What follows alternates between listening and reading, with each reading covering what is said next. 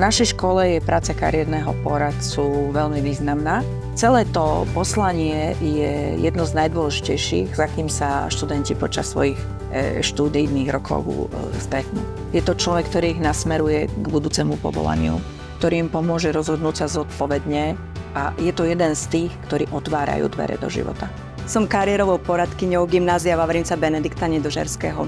Venujem sa študentom strednej školy, sú mojou cieľovou skupinou a založila som pre ne elektronické portfólio. Elektronické portfólio je zložka dokumentov, do ktorého si žiaci ukladajú všetky dôkazy o svojej činnosti na strednej škole, ale aj mimoškolskú činnosť. Plus tam má aj výsledky kariérového testovania, má tam svoju SWOT analýzu, rozobratý intelekt, čiže všetky tieto veci, o ktoré sa môže v budúcnosti oprieť. Výstupom je potom kariérové portfólio. Takéto portfólio mu zodpovedá na otázky, na čo sa hodí, aké sú jeho silné stránky a čomu by sa mal ďalej venovať.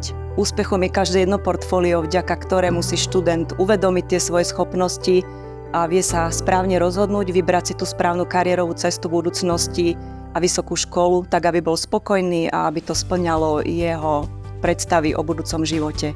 Elektronické portfólia sú prezentovateľné a tým pádom sú veľkou motiváciou pre ostatných študentov. Mali sme študenta, ktorý viac menej iba tak plával tým životom a strednou školou a nezaujímal sa o nič navyše. A keď videl, že kde sú jeho spolužiaci a čo všetko oni robia, čo dokázali, tak ho to motivovalo do takej miery, že sám sa začal vzdelávať, začal študovať ďalší jazyk a vďaka tomu sa dostal na školu do Číny, kde dostal štipendium. Kariérovým poradcom na Slovensku by som želala, aby mali dostatok času na svoju prácu, lebo to je asi problém, s ktorým bojuje každý z nás.